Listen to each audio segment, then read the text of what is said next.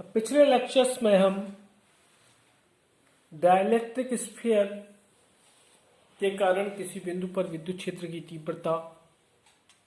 विद्युत विभव क्या होगा, यह अध्ययन कर चुके हैं। और उसके साथ ही मैंने यह भी डिस्कस कर लिया था कि डाइलेक्ट्रिक स्फीयर को यदि बाह्य विद्युत क्षेत्र में रख दें तो विद्युत क्षेत्र का मान गोले के बाहर, गोले के अंदर किस प्रकार परिवर्तित होगा, यह सब आपको समझाया जा चुका है। आज के लेक्चर में इस चैप्टर की last topic electric field of A charge placed in dielectric medium, यानी कि हम एक आवेश को डाइलेक्ट्रिक मीडियम में रख दें तो विद्युत क्षेत्र क्या होगा, इसकी स्टडी करेंगे। तो यह तो आपको पहले ही बताया जा चुका है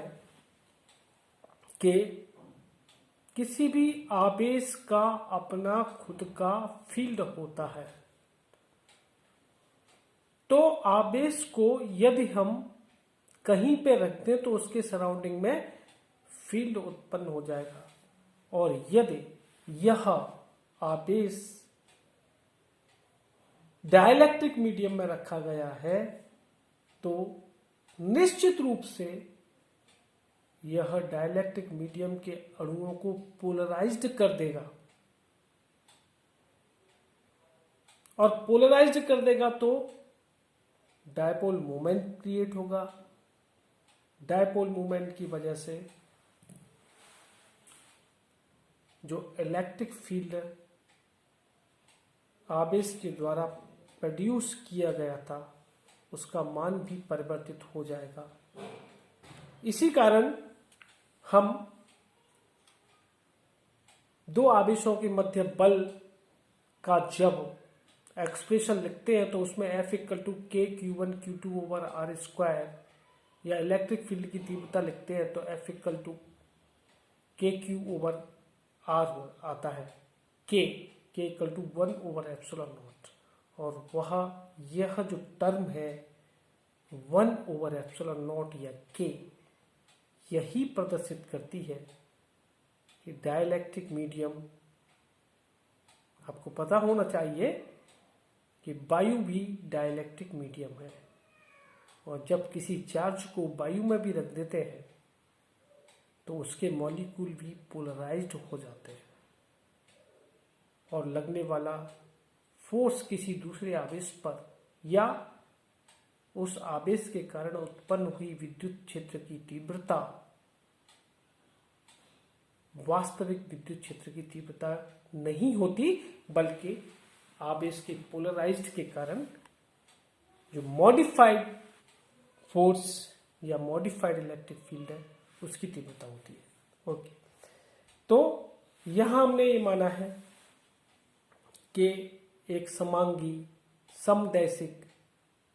परावैद्युत माध्यम में +Q आवेश रखा है। तो जैसा कि मैंने अभी बताया था, इस +Q आवेश के कारण माध्यम के अणुओं में ऋणावेश के वितरण केंद्र व धनावेश के वितरण केंद्र एक दूसरे से विस्थापित हो जाते हैं, यानी कि पोलराइजेशन हो जाता है। और माध्यम की उपस्थिति से +Q आवेश के विद्युत क्षेत्र की प्रकृति में कोई परिवर्तन नहीं होता, वैल्यू कम हो जाती है, प्रकृति में परिवर्तन नहीं होता। तो विद्युत क्षेत्र की तीव्रता E, पोलराइजेशन P और डिस्प्लेसमेंट D एक ही दिशा में होते हैं। यहाँ ये दिखाया गया है +Q माध्यम रखा है, और यहाँ +Q आवेश रखा गया है, इसके तरफ चारों तरफ डाइलेक्ट्रिक मीडियम है, और इस डाइलेक्ट्रिक मीडियम के जो मॉलिक्यूल्स हैं वो पोलराइज्ड हो गए हैं, यानी कि -Q वाली जो साइट है वो प्लस क्यू आवेश की तरफ पोलराइज्ड होके आ गई है, ये देखिएगा। और इसी प्रकार जब नेक्स्ट में होगा तो प्लस की साइड में माइनस मॉलिक्यूल्स आ जाएंगे, माइनस साइड हो जाएगी। तो पोलराइजेशन के कारण ये सब लगातार आगे तक होता जा रहा है। पी और ई इनकी दिशा एक ही है। अब आप देखें कि प्लस क्यू आवेश को सेंटर मान लें और एक स्मॉल आर त्रिज्या का एक गाउसियन पृष्ठ यानी कि एक इमेजिनरी स्फीयर खींच दें, तो इस स्फीयर के अंदर ऋण आवेश की मात्रा, चूंकि यहां ऋण आवेश पहले आ चुका है, नेट धन आवेश की मात्रा से कम होगी। तो वही लिखा है कि प्लस क्यू बिंदुवत आवेश को केंद्र मानकर स्मॉल आर त्रिज्या की एक काल्पनिक गोला खींचे, तो गोले के अंदर ध्रुवण के कारण बद्ध ऋण आवेश की मात्रा धन आवेश से अधिक होती है। तो इसका मतलब गोले के अंदर नेट आवेश बद्ध आवेश को सम्मिलित कर प्लस क्यू से कम रहता है और गोले के पृष्ठ पर प्रेरित ध्रुवण या बद्ध आवेश का पृष्ठ घनत्व P होगा, नेगेटिव का ज्यादा है माइनस P होगा कूलम पर मीटर स्क्वायर। तो गोले के पृष्ठ पर कुल ऋणावेश की मात्रा यानी कि बाउंड नेगेटिव जो चार्ज है तो क्या होगी, गोले की त्रिज्या r है तो उसका एरिया 4 पाई r स्क्वायर और पोलराइजेशन P है तो 4 पाई स्क्वायर और P का मल्टीप्लाई कर दे, नेट बद्ध आवेश QB आ जाएगा और QB equal to 4 pi r square capital P। इस बद्ध आवेश को गोले के केंद्र पर माना जा सकता है और इसलिए जो इलेक्ट्रिक फील्ड की तीव्रता होगी वो अब KQ over R square, K equal to 1/4 pi epsilon naught, गोले के पृष्ठ की बात कर रहे हैं, गोले की त्रिज्या स्मॉल r है और Q यानी कि इफेक्टिव चार्ज की वैल्यू कम हो चुकी है। प्लस क्यू आवेश जो हमने लिया था उसका इफेक्टिव मान अब प्लस क्यू नहीं है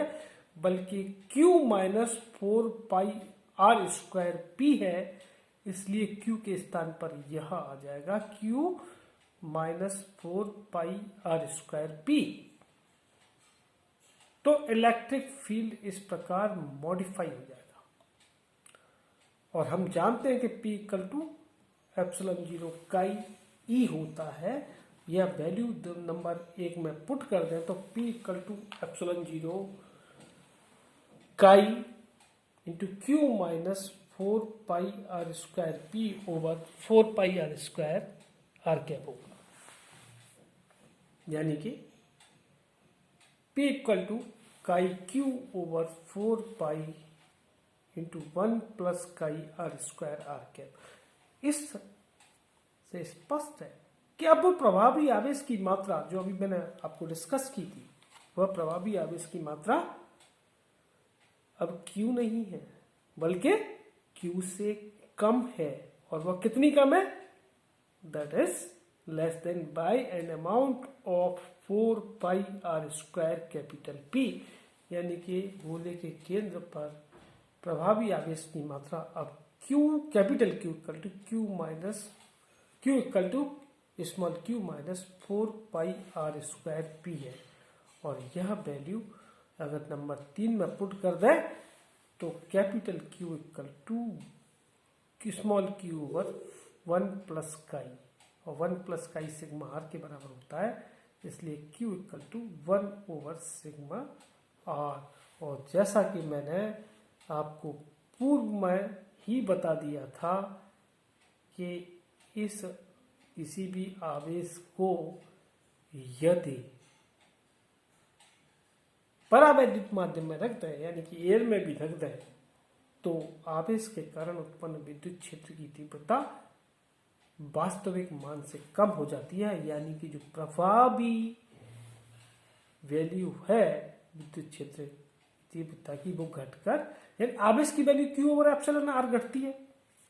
इस समीकरण से, तो विद्युत क्षेत्र की तीव्रता की मान भी इसी प्रकार घट जाएगी, और इसलिए विद्युत क्षेत्र की तीव्रता का मान equal to Q over 4 pi epsilon 0 epsilon R R square R cap vector form में यह होता है। और एप्सिलॉन 0 और एप्सिलॉन आर, इसका वैल्यू मीडियम की डाइलेक्ट्रिक कांस्टेंट या मीडियम की परमिटिविटी के बराबर होता है, इसलिए यह एक्सप्रेशन आपका equal to K Q R square R cap प्राप्त होता है। तो परावैद्युत माध्यम में अब इसकी मात्रा एप्सिलॉन आर गुना कम हो जाती है। तो गाउस का नियम भी अब मॉडिफाई हो जाएगा। तो गाउस का नियम जब मॉडिफाई होगा तो 1 ओवर एप्सिलॉन आर के स्थान पर 1 ओवर एप्सिलॉन आर एप्सिलॉन 0 लिखना होगा। यानी कि गाउस के नियम के अनुसार किसी भी बंद प्रश्न से निर्गत फ्लक्स का मान E डॉट ds या E dot da surface integration equal to अब Q over epsilon R epsilon 0 होगा, और एप्सिलॉन आर और एप्सिलॉन 0 को आप लिखते हैं एप्सिलॉन, जैसा कि मैंने बताया था कि एप्सिलॉन माध्यम की परमिटिविटी है। तो गाउस का नियम मॉडिफाइड होकर थोड़ा मॉडिफाई हो जाएगा, और आप जानते हैं कि यदि स्वतंत्र आवेश Q का आयतन घनत्व रो F है तो Q equal to rho F into dv होगा, और displacement vector D equal to epsilon E होता है। इसलिए आप यह वैल्यू समीकरण 6 में पुट कर दें तो 1 over epsilon integration of D dot da equal to Q over epsilon हो जाएगा, और Q की वैल्यू रख दें तो Q इक्वल टू